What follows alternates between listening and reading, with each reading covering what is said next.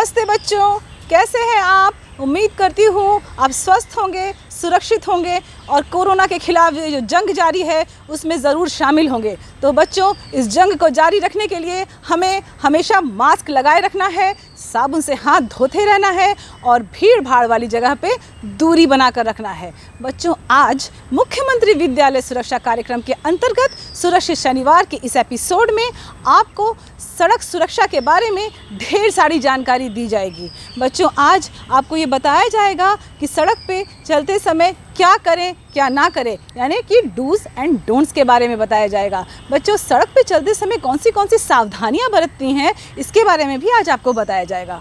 बच्चों, आज आपको ये बताया जाएगा सड़क पे वाहन चलाते समय कौन से नियमों का पालन करना है। बच्चों, आज के इस कार्यक्रम में बहुत ही ज़्यादा रोचक और महत्वपूर्ण जानकारियाँ आपको दी जाएंगी। तो बच्चों, आप इसको ज़रूर याद रखें और अपनी रोज़मर्रा की आदतों में शुमार रखें ताकि आप अपनी सुरक्षा खुद कर सकें। और तो बच्चों, चलिए चलते हैं, आज का ये कार्यक्रम शुरू करते हैं बिना किसी देरी के। मेरे प्यारे बच्चों एवं शिक्षक बंधुओं, कोरोना वैश्विक महामारी से आज पूरा विश्व परेशान है। इस वैश्विक महामारी से बचने हेतु भारत सरकार अपने स्तर से बहुत प्रयास कर रही है। इसी प्रकार हमारी बिहार सरकार के शिक्षा विभाग के द्वारा 10 अक्टूबर से लेकर 30 नवंबर तक जन आंदोलन जागरूकता अभियान चलाया जा रहा है। इस कार्यक्रम को सफल बनाने हेतु और कोरोना वायरस से बचने हेतु प्रचार प्रसार सामग्रियों को जन जन तक पहुंचाया जाए।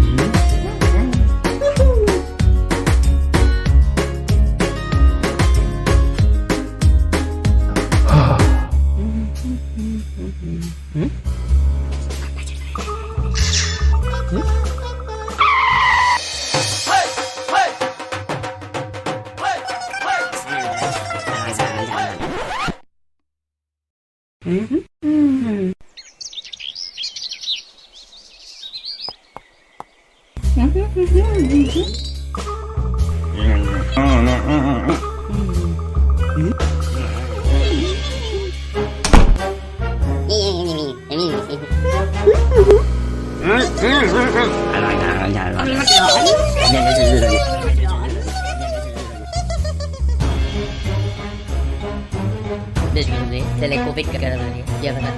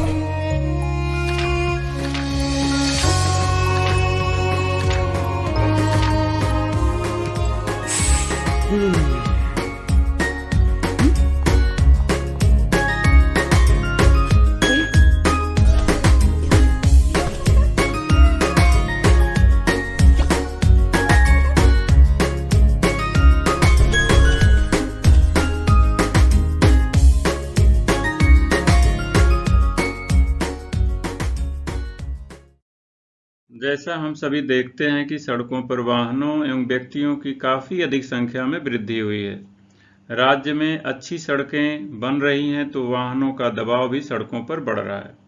हमारी गलती, असावधानी एवं नियमों की अनदेखी से सड़क दुर्घटनाएं होती हैं। सड़क दुर्घटनाओं में मृत्यु दर अन्य सभी आपदाओं से अधिक है। यह राज्य की सबसे बड़ी मानव जनित आपदा है। तो आज हम जानेंगे सड़क दुर्घटनाओं के कारणों और सड़क दुर्घटनाओं से बचाव हेतु हमें क्या करना है और क्या नहीं करना है। तो आइए अब हम जानते हैं सड़क दुर्घटनाओं के प्रमुख कारणों के बारे में।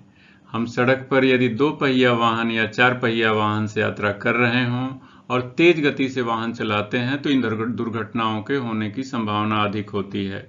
और सड़क पर हम ओवरटेक खतरनाक तरीके से करते हैं तो भी इन दुर्घटनाओं के होने की संभावना अधिक होती है।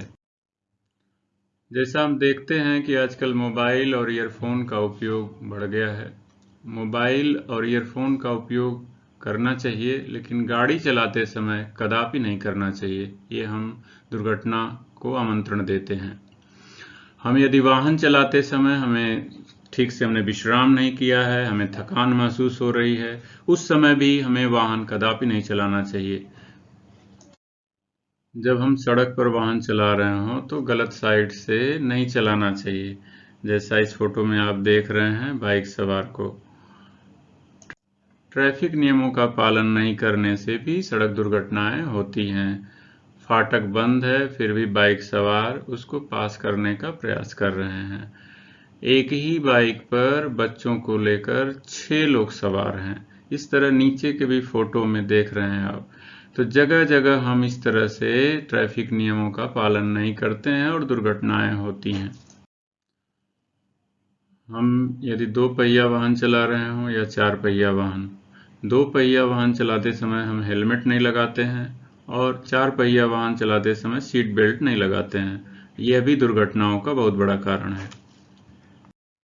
आइए अब हम जानते हैं सड़क सुरक्षा के पिलर्स के बारे में। सड़क सुरक्षा के कुल 4 पिलर्स हैं: एजुकेशन, इंजीनियरिंग, इन्फोर्समेंट और इमरजेंसी केयर।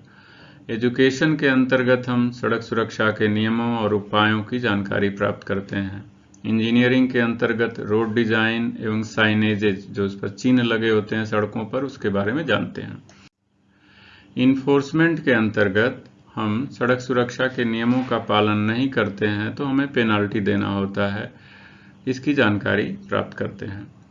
इमरजेंसी केयर के अंतर्गत सड़क दुर्घटनाओं में घायल व्यक्तियों को अस्पताल ले जाना, उनका उपचार में मदद करना, इन सब के बारे में जानकारी हम इस इमरजेंसी केयर के अंतर्गत प्राप्त करते हैं। अब हम सड़क दुर्घटनाओं की रोकथाम हेतु उपायों के बारे में जानते हैं। जब हम सड़क पर पैदल चल रहे हो तो हमें किन किन बातों का ध्यान देना चाहिए, जैसे सड़क पार करते समय पहले दाएं फिर बाएं तथा सामने देखकर ही सड़क को पार करना चाहिए। जहां तक संभव हो एवं जेब्रा लाइन अंकित हो वहां जेब्रा लाइन से ही सड़क को पार करना चाहिए। सड़क पर चलते समय या सड़क पार करते समय मोबाइल पर बात नहीं करना है तथा कान में ईयरफोन लगाकर नहीं चलना है। यदि कोई तेज वाहन आ रहा हो तो ऐसी स्थिति में सड़क को पार नहीं करना है। सड़क के बाएं चलना है और सड़क चिन्हों का पालन करना है। अब हम जानते हैं कि 2 पहिया वाहन सवार गाड़ी चलाते समय किन किन बातों का ध्यान दें। 2 पहिया वाहन सड़क के बाईं ओर और निर्धारित गति सीमा में ही चलाना है। 2 पहिया वाहन चालक और उनके पीछे बैठने वाली सवारी को हमेशा हेलमेट पहनना है। सड़क दुर्घटनाओं की रोकथाम हेतु 4 पहिया वाहन सवार को किन किन बातों का ध्यान देना है उसके बारे में हम जानते हैं। कार या अन्य 4 पहिया वाहन या उससे बड़े वाहन चालक हमेशा सीट बेल्ट बांधकर ही गाड़ी चलाएं। गाड़ी हमेशा सड़क के बाएं किनारे पर ही खड़ी करें। गाड़ी से उतरते समय पीछे देखकर अपनी सुरक्षा का ध्यान रखते हुए ही उतरें। गाड़ी का दरवाजा खोलते समय पीछे से आने वालों की सुरक्षा का ध्यान रखें। आइए हम अब जानते हैं सड़क दुर्घटनाओं की रोकथाम हेतु कुछ जरूरी सलाह के बारे में। नशा नहीं करना है और नशे की हालत में कभी गाड़ी नहीं चलाना है। ट्रैफिक नियमों एवं संकेतों का पालन करना है। गाड़ी दाएं और बाएं मोड़ते समय, रोकते समय, धीमी करते समय इंडिकेटर का प्रयोग करना है। सड़क दुर्घटना में घायल व्यक्ति को तुरंत प्राथमिक उपचार देना है और उसे किसी नज़दीकी अस्पताल में ले जाना है। सड़क पर एम्बुलेंस या अग्निशमन सेवा की गाड़ी जा रही हो तो वाहन सवार एवं पैदल यात्रियों को चाहिए कि इन गाड़ियों को जाने का रास्ता दें। सड़क का चौराहा आने पर, तिराहा आने पर गाड़ी की गति को धीमा कर लेना है और उसे पार करने से पहले दाहिने और बाएं देख लेना है। स्मार्ट मोबाइल फ़ोन के आने से लोगों में सेल्फी लेने का चलन बढ़ा है। सेल्फी लेना कोई बुरी बात नहीं है, लेकिन सड़क पर खड़े होकर गाड़ी चलाते समय या गाड़ी में बैठते समय सेल्फी लेना जानलेवा हो सकता है। तो इस तरह की सेल्फी हमें कदापि नहीं लेना है। Say no to selfie that kills. सड़क पर वाहन चलाते समय हमें जल्दीबाजी में नहीं रहना चाहिए। हमें वाहन को शांत दिमाग से और धैर्यपूर्वक चलाना है। यदि कोई रेल फाटक या रेलवे लाइन आ रही हो, उसे हम पार करते समय हमेशा यह ध्यान रखना है कि दोनों तरफ देख लें और तभी रेलवे क्रॉसिंग को पार करें। घनी आबादी, स्कूल या अस्पताल के आसपास आने पर अपनी गाड़ी को धीमा कर लेना है। यदि घना कोहरा हो रहा हो, वैसी स्थिति में अपनी गाड़ी को धीमे चलाना है और डीपर लाइट का प्रयोग करना है। नमस्कार। आज मुख्यमंत्री विद्यालय सुरक्षा कार्यक्रम के अंतर्गत सुरक्षित परिवार के लिए हम आपके बीच हैं। एक दीवार पर टंगी सड़क सुरक्षा संकेतावली और चिन्ह के साथ बच्चों, ये सारी संकेतक चिन्हें सड़कों पर बनी होती हैं। बच्चों, सड़कें बोलती हैं, आपको निर्देशित करती हैं। अरे आपने क्या कहा? सड़क नहीं बोलती है? बोलती है, निश्चित तौर पर बोलती है। सड़क पर बने कई प्रकार के चिन्ह आपको निर्देशित करती हैं और इशारा करती हैं कि आप सड़क का व्यवहार कैसे करेंगे।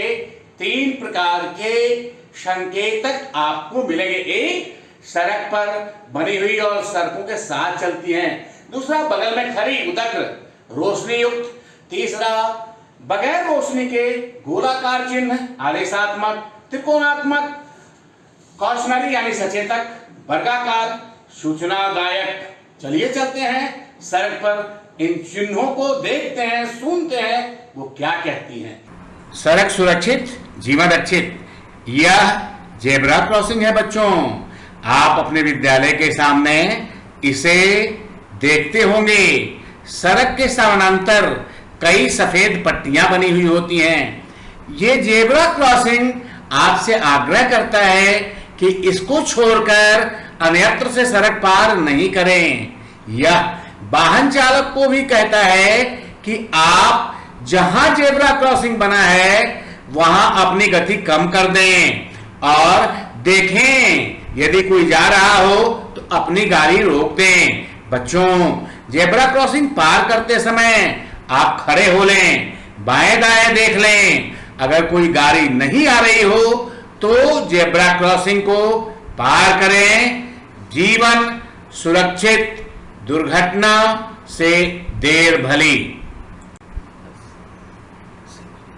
बच्चों, आइए फिर एक जेब्रा क्रॉसिंग आप देख रहे हैं, लेकिन यह जेब्रा क्रॉसिंग एक स्टॉप लाइन के साथ बना हुआ है। स्टॉप लाइन प्रायः वैसे जगहों में बनी हुई होती है जहां लाल, पीली और हरी बत्तियां यानी जहां सड़कें एक दूसरे को काटती हैं, वहां स्टॉप लाइन के साथ जेब्रा क्रॉसिंग बना होता है। बच्चों, गाड़ियां जिधर से जेब्रा क्रॉसिंग की ओर आती हैं उधर ही स्टॉप लाइन बना होता है। अर्थात यह गाड़ी चालक को निर्देश देता है कि इस स्टॉप लाइन के आगे आप नहीं जाएं, अन्यथा आपको दंड देना होगा। ज्यों ही स्टॉप लाइन पे गाड़ियां रुकती हैं, जेब्रा क्रॉसिंग से हम आसानी से सड़क पार करते हैं।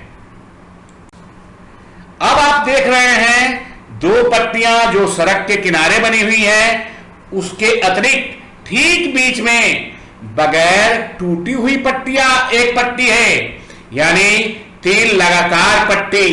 बच्चों, जब टूटी हुई पट्टी ना हो तो यह वाहन चालक को, जो गाड़ी चलाने वाले हैं, उनको यह कहती है कि आप अपने आगे वाली गाड़ी से आगे नहीं निकलें, दूसरे लेन में तो जाए ही नहीं। लेकिन आप किसी भी स्थिति में जब तक आपको टूटी हुई बीच की पट्टियां नहीं मिलती है, आप आगे वाली गाड़ी से आगे नहीं निकलें।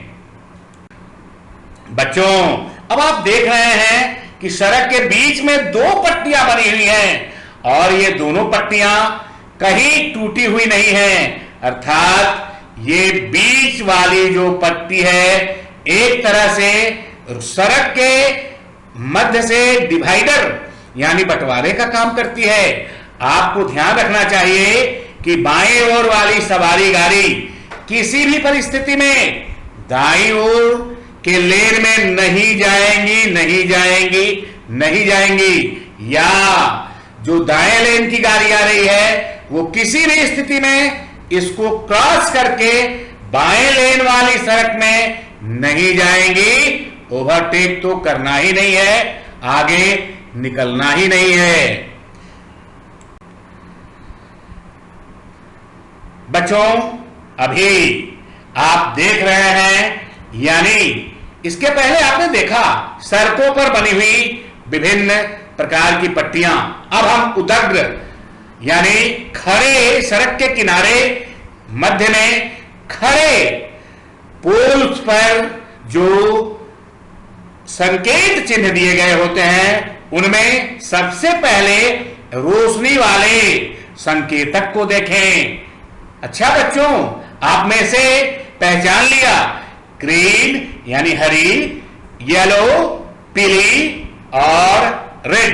अच्छा बच्चों, ये बताइए ग्रीन किसके लिए? अरे आपने ठीक कहा, ग्रीन जाने क्या इजाजत। और बच्चों पीली वाली? अरे पीली वाली कॉशन करता है कि देखें और तैयार हो लें। लाल वाली रोशनी स्टॉप के लिए है और लाल बत्ती अगर जलती है तो आपको रुकना है। 3 उदग्र ट्रैफिक लाइट सिग्नल्स दिए गए हैं, एक में हरी बत्ती जल रही है, एक में येलो और दूसरे में रेड, यानी रुको, इंतजार करो और तब जाओ। ध्यान रखेंगे आप, जो माने सड़क की बात, दुर्घटनाओं का ना हो कभी भी घात।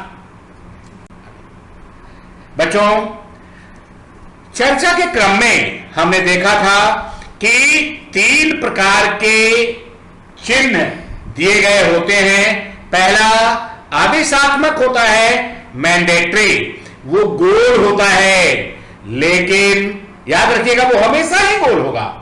और यदि रेड कलर का होगा तो बीच में क्रॉस होगा, और यदि नीले रंग का होगा तो वो क्रॉस किया हुआ नहीं होगा। लेकिन 2 अपवाद है बच्चों। एक अष्टभुजाकार आदेशात्मक चिन्ह है जो रुकने का संकेत देता है, आपको चित्र में स्पष्ट दिख रहा है, स्टॉप यानी रुकें। बच्चों, यह आपने देखा होगा सड़क पर ठोकर बने होते हैं जिसे हम पे रफ रोड कहते हैं। उन ठोकरों को बताने के लिए, ताकि वाहन चालक दुर्घटनाग्रस्त न हो जाएं, इसलिए यह चिन्ह दिया जाता है उन्हें सावधान करने के लिए। अब आइए, यदि आप इन नियमों के पालन को करते हैं तो अच्छी बात है, और यदि इन नियमों की अवहेलना करते हैं तो आदेशात्मक संकेतकों के लिए, उनकी अवहेलना के लिए तो दंड के विधान किए ही गए हैं। लेकिन इनसे अलग, यदि आप अपनी सवारी पर हैं और सवारी चलाने के क्रम में आप नियम तोड़ते हैं तो उसके लिए केंद्रीय मोटर वाहन संशोधन अधिनियम 2019 को राज्य ने स्वीकार कर लिया और संशोधित जुर्माने की राशि घोषित कर दी। अब ये बताओ बच्चे कि क्या बिना हेलमेट का दुपहिया वाहन चलाना उचित है? अरे आपने बिल्कुल ठीक कहा, बिल्कुल ही नहीं। पीछे जो बैठा होता है सवारी, क्या उसे हेलमेट पहनना चाहिए या नहीं? अरे हां, बिल्कुल आपने सही कहा। अगर चालक नहीं बगैर हेलमेट के दोपहिया वाहन चला रहा है तो उसे 1000 रुपये का जुर्माना हो सकता है। 2 से अधिक सवारी अगर है तो उसे भी 1000 रुपये और 3 माह के लिए उसका ड्राइवरी लाइसेंस जब्त हो सकता है। बच्चों, आप नाबालिग हैं और यदि आप गाड़ी यानी मोटरसाइकिल चलाते हुए या अन्य चलाते हुए पकड़े जाएंगे तो आपके अभिभावक दोषी माने जाएंगे और उन्हें 25,000 तथा 3 साल की सजा भी हो सकती है। ये कुछ नए प्रावधान हैं जिन्हें देखा जा सकता है। 2 पृष्ठों में ये दोनों प्रावधान रखे गए हैं आपकी सूचना और जानकारी के लिए। बच्चों, आपके पास कलम और कागज है, कृपया इन्हें अंकित कर लें। सड़क दुर्घटना में 1 लाख से अधिक व्यक्ति की जान प्रतिवर्ष जाती है। केवल बिहार राज्य का ही अगर हम आंकड़े को देखें तो बिहार में 2019 में 7,206 व्यक्तियों की मृत्यु सड़क दुर्घटना के दौरान हुई थी। यह आंकड़ा काफ़ी ज़्यादा है। अगर सड़क दुर्घटना के बाद गोल्डन आवर यानी 1 घंटे के अंदर उन्हें चिकित्सा सुविधा उपलब्ध हो जाती, उन्हें नज़दीकी अस्पताल में पहुंचा देते तो उनमें से आधे व्यक्ति आज जीवित होते। तो सवाल यह उठता है कि लोग घायलों की मदद क्यों नहीं करते? सड़क दुर्घटना के समय लोग आगे क्यों नहीं बढ़ते हैं घायलों को मदद करके अस्पताल पहुंचाने के लिए? उनके मन में यह भय रहता है कि पुलिस हमें गवाही के लिए बाध्य करेगी, अस्पताल हमें पूछताछ के लिए रोक लेंगे।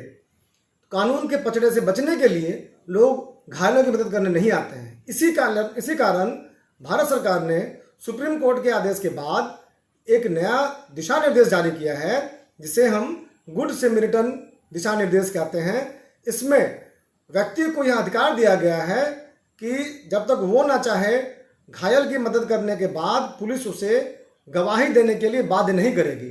साथ ही साथ अस्पताल उन्हें अपने पास जबरन रोक करके नहीं रखेंगे, उनके नाम पता वगैरह जबरदस्ती नोट नहीं करेंगे।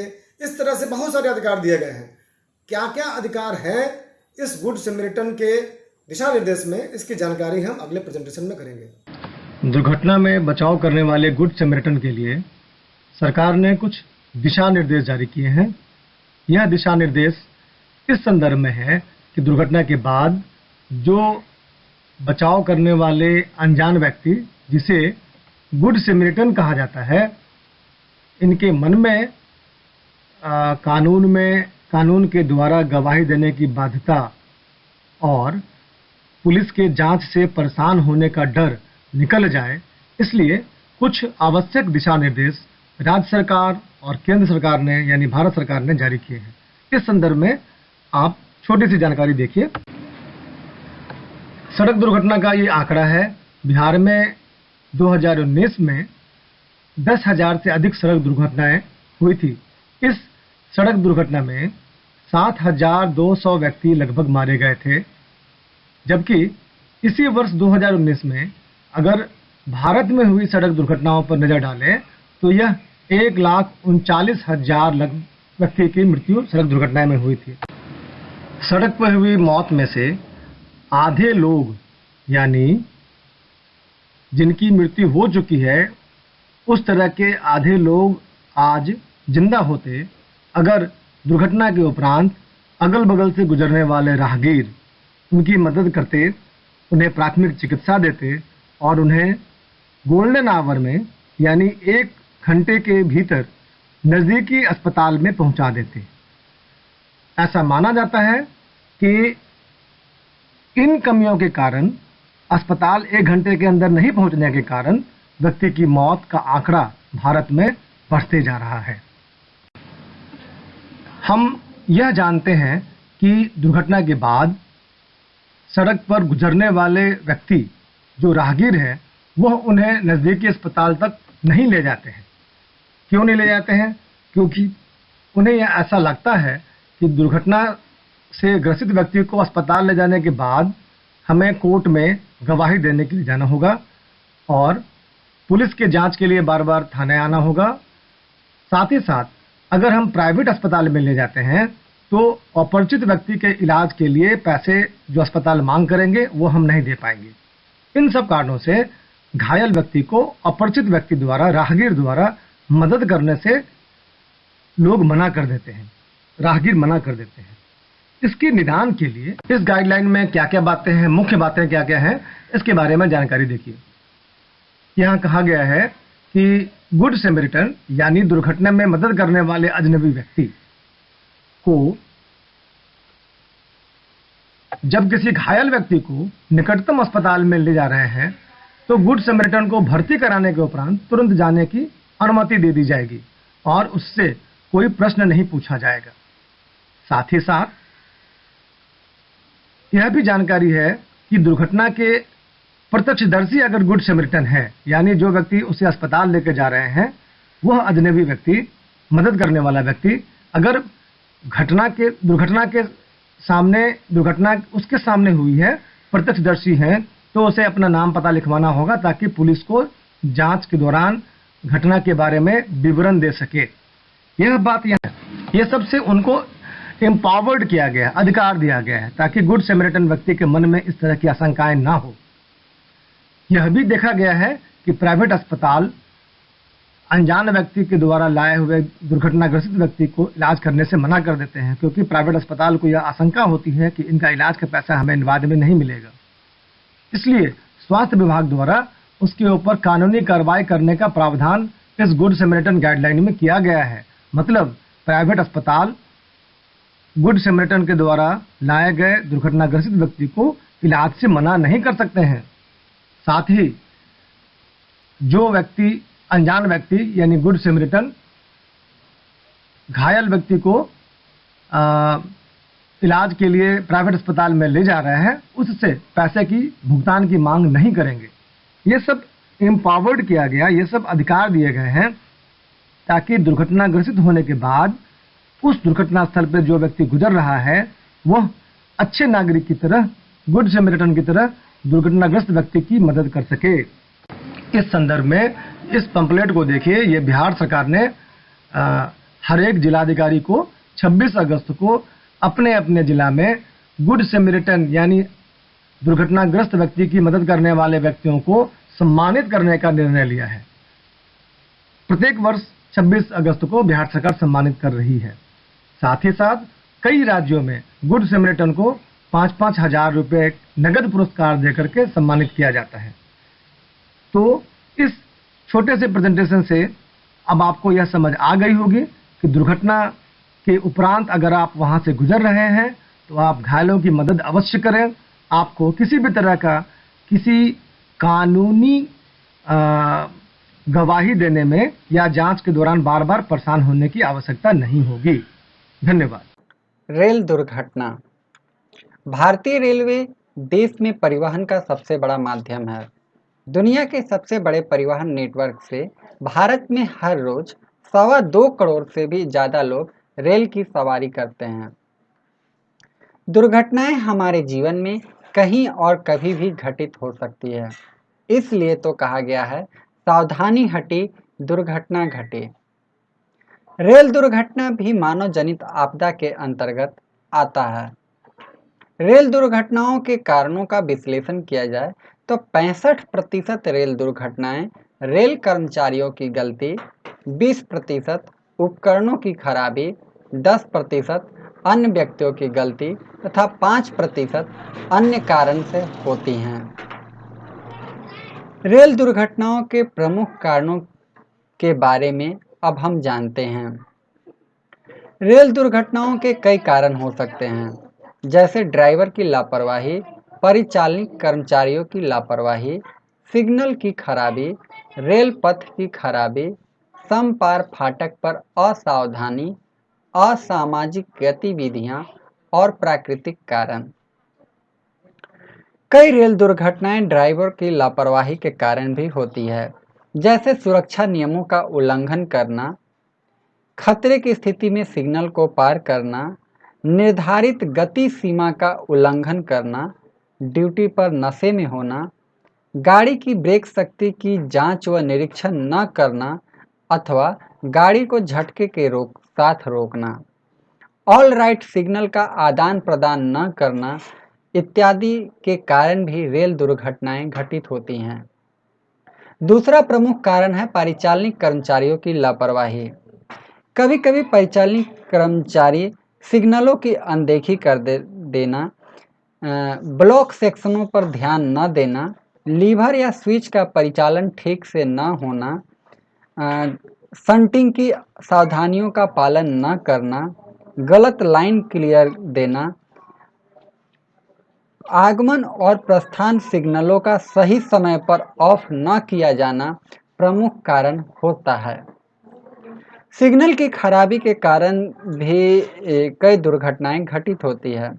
ड्राइवर को सिग्नल ठीक से दिखाई न देने के कारण या मोड़ अधिक होने पर सिग्नल का दिखाई न देना, आसपास घने जंगल व पेड़ पौधों के कारण सिग्नल का न दिखाई देना, जाड़े के मौसम में घने कोहरे के कारण सिग्नल का न दिखाई देना, ये सब ड्राइवर को भ्रम की स्थिति उत्पन्न करने के कारण भी रेल दुर्घटनाएं घटित होती हैं। कभी कभी रेल पथ की खराबी के कारण भी रेल दुर्घटनाएं होती हैं। वर्षा के दिनों में मिट्टी के कटाव के कारण या मिट्टी के गीला हो जाने से पुलों तथा रेल के पटरियों का जमीन धंस जाया करती है। रेल पटरियों व पुलों के टूट जाने के कारण या रेल पटरियों में त्रुटि पाए जाने के कारण अगर उसे तत्काल ठीक नहीं किया जाता है या फिर कभी कभी ये होता है कि रेल पटरियों पर रेलगाड़ियों का अत्यधिक दबाव होने के कारण रेल पटरियों का टूट जाना, स्लीपरों का टूट जाना, तापमान परिवर्तन के कारण रेल की पटरियों में विकृति आ जाने के कारण भी रेल पथ दुर्घटनाओं को आमंत्रित करते हैं। समपार फाटक पर असावधानी के कारण भी प्रतिवर्ष काफी दुर्घटनाएं घटित होती हैं। कुछ समपार फाटक मानव रहित होते हैं और कुछ मानव सहित। कहीं कहीं घुमावदार रेल मार्गों पर समपार फाटकों से रेलगाड़ी का आना जाना आवागमन दिखाई नहीं देता है।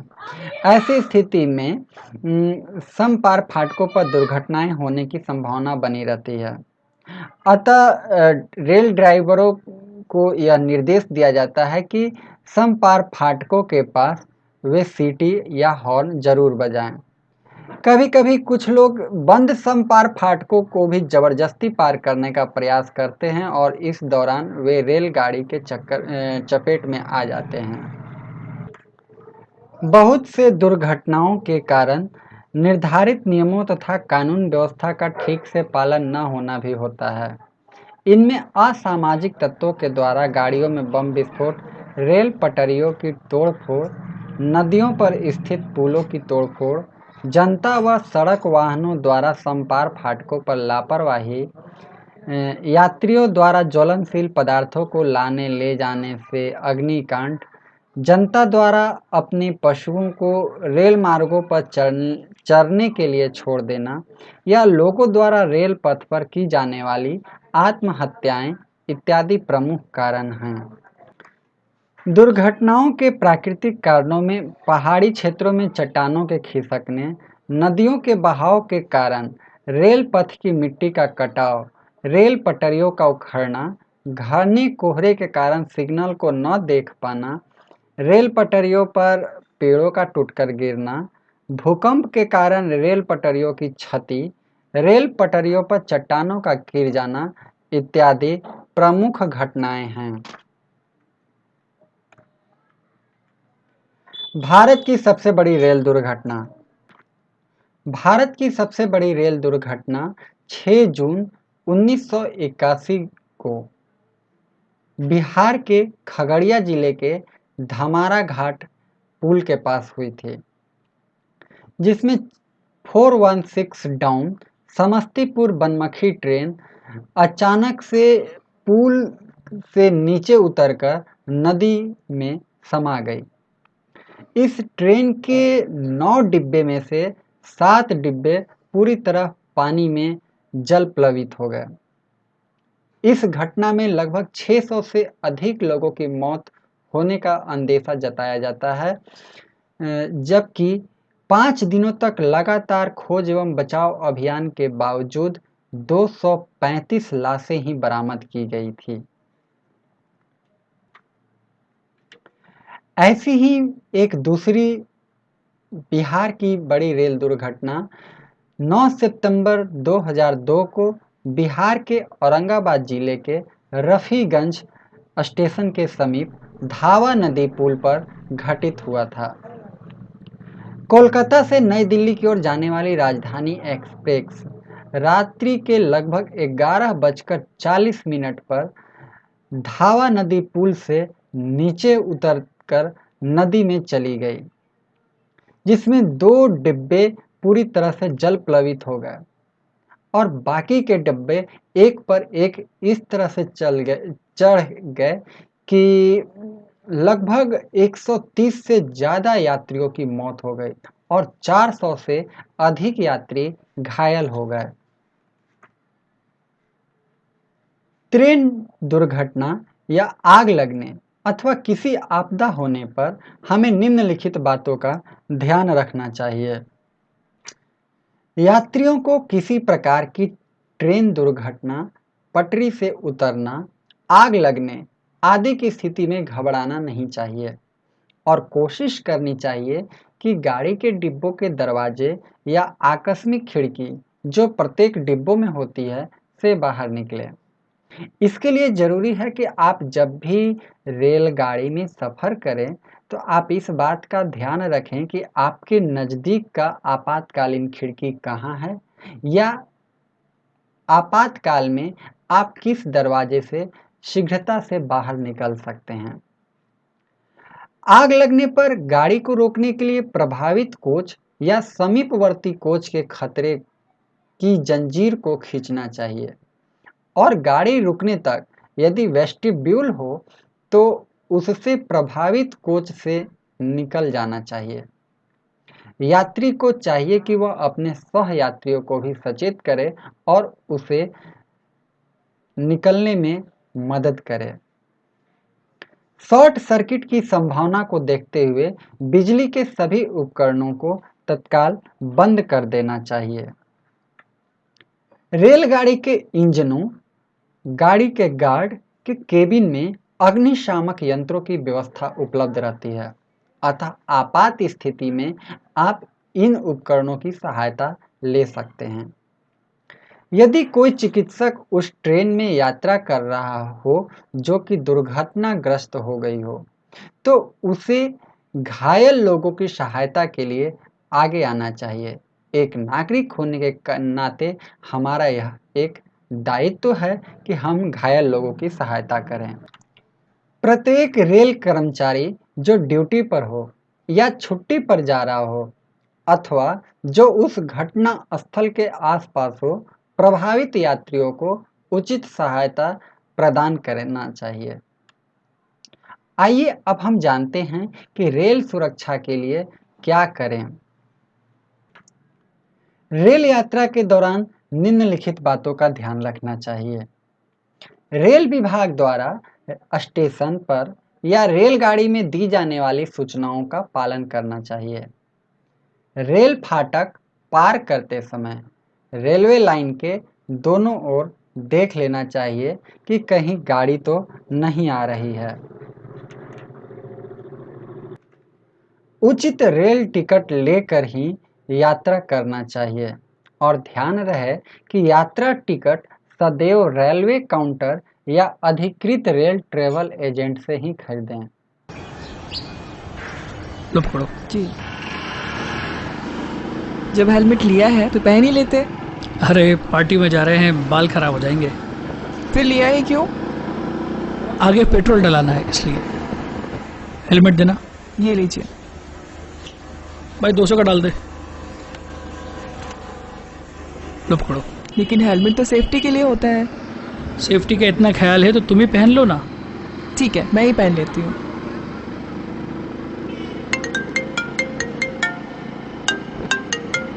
हाँ बोल।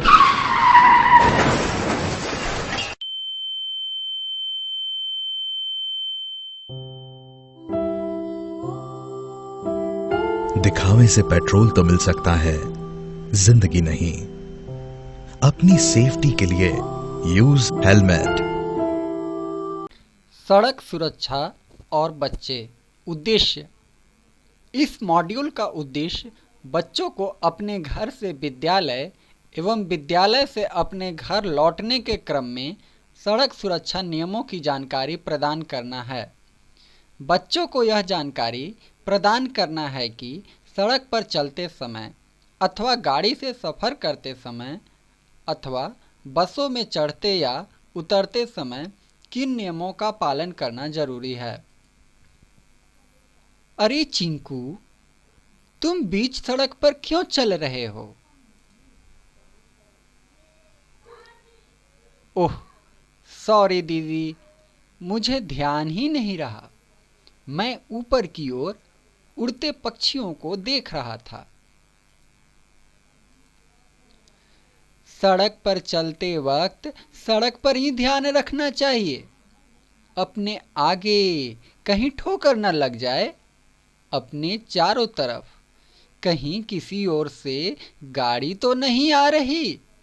और हाँ, सड़क पर हमेशा बाईं ओर ही चलना चाहिए। समझे चिंटू? जी दीदी, आगे से अपना ख्याल रखूंगा।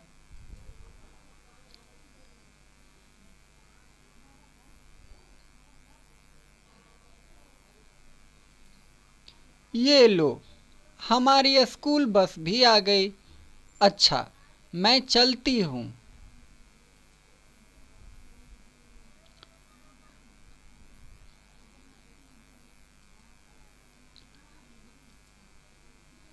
दीदी, आज तो आप स्कूल से जल्दी आ गईं।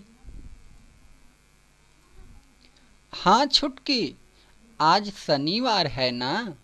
आज हमारे विद्यालय में सुरक्षित शनिवार मनाया जाता है।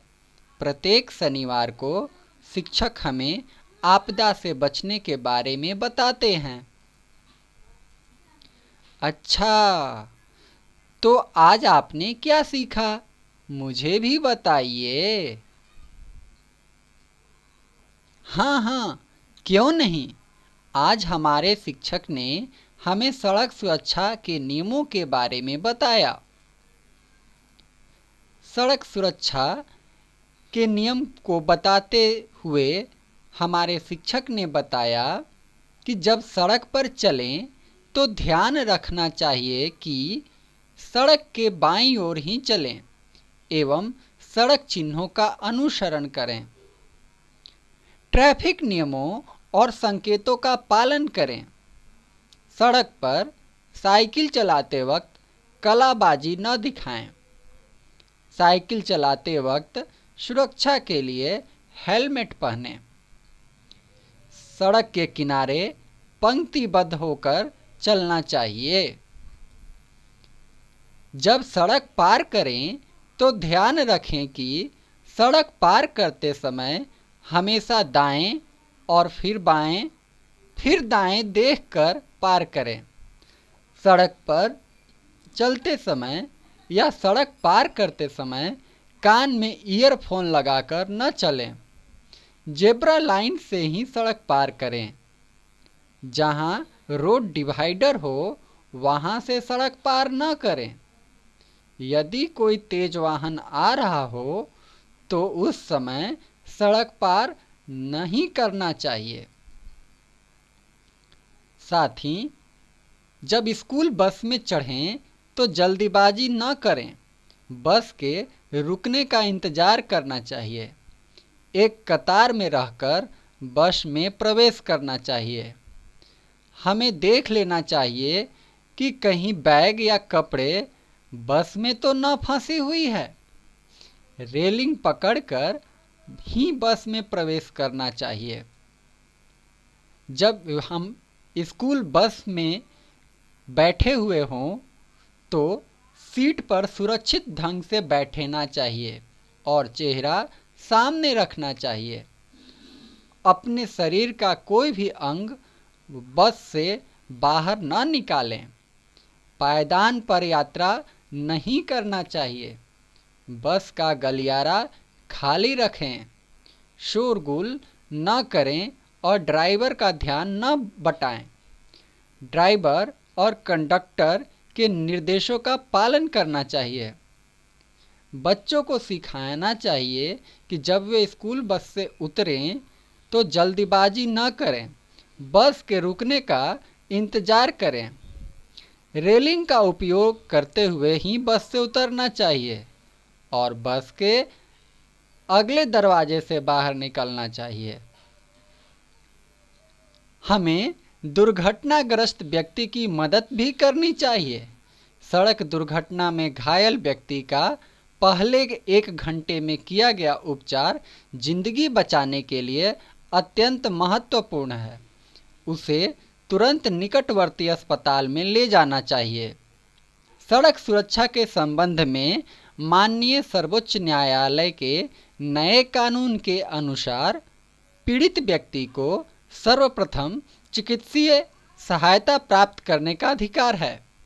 इसलिए उसकी सहायता करना अथवा अविलंब उपचार में भारतीय दंड संहिता, दंड प्रक्रिया संहिता या मोटर वाहन अधिनियम का कोई प्रावधान बाधक नहीं है। इसमें पुलिस की प्रतीक्षा करने की कोई कानूनी बाध्यता नहीं है। घायल या दुर्घटनाग्रस्त व्यक्तियों को अति शीघ्र उपचार मिले, इसके लिए हमें एम्बुलेंस का सहारा लेना चाहिए। एम्बुलेंस सेवा के लिए 108 या 102 पर संपर्क करना चाहिए। सड़क सुरक्षा नियमों को अपनाएं, अनमोल जीवन को सुरक्षित बनाएं। बच्चों नमस्ते। आज आपने सड़क दुर्घटना से बचने के लिए क्या करना चाहिए और क्या नहीं करना चाहिए इसके बारे में जाना, समझा और सीखा। अगर आपको याद होगा तो हम पिछले माह भी आपको सड़क दुर्घटना से बचाव के बारे में हमने एक एपिसोड चलाया था। आपको एक चीज़ ज़रूर जानना चाहिए कि पूरे देश में सबसे ज़्यादा मृत्यु अगर किसी आपदा से होती है तो वह सड़क दुर्घटना है। अकेले बिहार में लगभग 7,000 मौत प्रति वर्ष सड़क दुर्घटना के कारण होती है। अब आपको समझ में आया होगा कि इससे बचने के उपाय को जानना कितना आवश्यक है। तो बच्चों अब वक्त है, आज जो आपने सीखा उसके आधार पर हम आपसे कुछ सवाल पूछें। परंतु आपको करना क्या होता है? आपको प्रश्नों को ध्यान से सुनना होता है, उसके विकल्पों का सही चयन करना होता है। तत्पश्चात हम आपको एक गृह कार्य भी देते हैं जो आपको सप्ताह भर करना भी होता है। तो बच्चों क्या आप लोग तैयार हैं आज के क्विज के लिए? तो चलिए क्विज प्रारंभ करते हैं। आज के सत्र के सवाल आपके सामने हैं। पहला सवाल, सड़क दुर्घटना का निम्न में से प्रमुख कारण क्या है? तो इसके विकल्प हैं। पहला, सड़क पर पैदल चलने एवं वाहन चलाने के नियमों का पालन न करना। दूसरा, सड़कों पर गाड़ियों की बढ़ती संख्या। तीसरा, बढ़ती जनसंख्या। चौथा, सड़कों का अच्छा होना। तो बच्चों इसका सही जवाब है पहला विकल्प, अर्थात सड़क पर पैदल चलने एवं वाहन चलाने के नियमों का पालन न करना। दूसरा सवाल, सड़क दुर्घटना को कम करने के लिए हमें क्या करना चाहिए? इसके विकल्प हैं। पहला, सड़क पर वाहन चलाते समय यातायात नियमों का अनुपालन करें। दूसरा, वाहन चलाते समय मोबाइल फोन का प्रयोग नहीं करें। तीसरा, तेज रफ्तार से गाड़ी नहीं चलाएं। चौथा, 2 पहिए वाहन चलाते समय हेलमेट का प्रयोग करें। पांचवा, उपरोक्त सभी। तो बच्चों इसका सही जवाब है पांचवा विकल्प, अर्थात उपरोक्त सभी। तीसरा सवाल, रेल दुर्घटना को कम करने के लिए हमें क्या करना चाहिए? इसके विकल्प हैं। पहला, रेल के पटरियों के पास नहीं खेलना चाहिए। दूसरा, रेल पटरियों पर बैठकर बातचीत नहीं करना चाहिए। तीसरा, फाटक खुलने के बाद ही साइकिल अथवा मोटरसाइकिल पार करना चाहिए। चौथा, रेलवे क्रॉसिंग पार करते समय दाएं फिर बाएं देखकर पार होना चाहिए। अब पांचवा, उपरोक्त सभी। तो बच्चों इसका सही जवाब है पांचवा विकल्प अर्थात उपरोक्त सभी। चौथा सवाल, एम्बुलेंस बुलाने के लिए निम्न में से किस नंबर पर फोन करना चाहिए? इसके विकल्प हैं, पहला 102 एवं 108, दूसरा 102 एवं 103, तीसरा 102 एवं 101, चौथा 108 एवं 105। बच्चों इसका सही जवाब है पहला विकल्प अर्थात 102 एवं 108 नंबर पर कॉल करके हम एम्बुलेंस बुला सकते हैं। पांचवा सवाल, 2 पहिया एवं 4 पहिया वाहन चलाने के लिए ड्राइविंग लाइसेंस बनाने की उम्र सीमा क्या है? इसके विकल्प हैं, पहला 17 वर्ष, दूसरा 18 वर्ष, तीसरा 19 वर्ष, चौथा 20 वर्ष। तो बच्चों इसका सही जवाब है दूसरा विकल्प अर्थात 18 वर्ष। 18 वर्ष से कम उम्र के बच्चों का कभी भी ड्राइविंग लाइसेंस नहीं बन सकता है। छठा सवाल, 4 पहिया वाहन में सफर करने के दौरान किस प्रकार की सावधानियां बरतनी चाहिए? तो इसके विकल्प हैं, पहला, गाड़ी से उतरने से पहले उसके रुकने का इंतजार करें, दूसरा, गाड़ी से हमेशा बाईं तरफ से उतरें, तीसरा, गाड़ी का दरवाजा खोलते समय पीछे की तरफ अवश्य देखें, चौथा, जीप या कार में हमेशा सीट बेल्ट लगाकर ही बैठें, और पांचवा उपरोक्त सभी। तो बच्चों इसका सही जवाब है पांचवा विकल्प अर्थात उपरोक्त सभी। बच्चों अभी तक हमने आपसे 6 सवाल पूछे, अब वक्त है गृह कार्य का। आज आपने सड़क दुर्घटना से बचाव के बारे में जाना और सीखा। अब आपको करना क्या है? तो सड़क दुर्घटना से बचाव की जानकारी अपने माँ पिताजी, भाई बहन एवं अपने मित्रों तथा सहपाठियों को दें। साथ ही आज जो आपको सड़क के सिग्नल्स के बारे में बताया गया है उसे याद करें और उसका पालन करने का प्रयास करें। तो बच्चों यह थे इस सप्ताह के क्विज और गृह कार्य। अगले सप्ताह हम फिर मिलेंगे एक नए क्विज और एक नए गृह कार्य के साथ। तब तक घर पर रहें, सुरक्षित रहें। नमस्कार बच्चों, आप सभी को मेरा बहुत बहुत प्यार। बच्चों आज के इस कार्यक्रम में आपने सड़क दुर्घटना से बचाव के बारे में जाना और सीखा।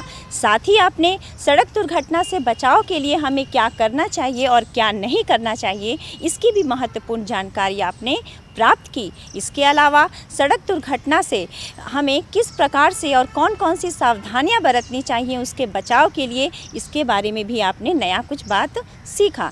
बच्चों सड़क पर वाहन चलाते समय यातायात के कौन कौन से नियमों का हमें पालन करना चाहिए इसके बारे में भी आज आपने इस कार्यक्रम में जाना। मुझे उम्मीद है जो आपसे क्विज पूछा गया होगा और जो होमवर्क दिया गया होगा हर बार की तरह वो आप ज़रूर करेंगे। आज का कार्यक्रम आप लोग के लिए बहुत रोचक रहा होगा और आज आपने जो भी सीखा और देखा वो आप अपने तक सीमित ना रखें, बल्कि इसे अपने दोस्तों, मित्रों, परिजनों, माता पिता, आस पड़ोस में ज़रूर बताएं। तो बच्चों अगले शनिवार को मैं एक नए विषय पर बहुत सारी जानकारी लेकर आपसे फिर मिलूंगी। अगले शनिवार को सुबह 9 बजे और शाम को 4 बजे इस कार्यक्रम को आप अवश्य देखें। तो तब तक के लिए अगले शनिवार तक का मैं आपका इंतज़ार करूंगी। घर पर रहें, सुरक्षित रहें। नमस्कार, धन्यवाद।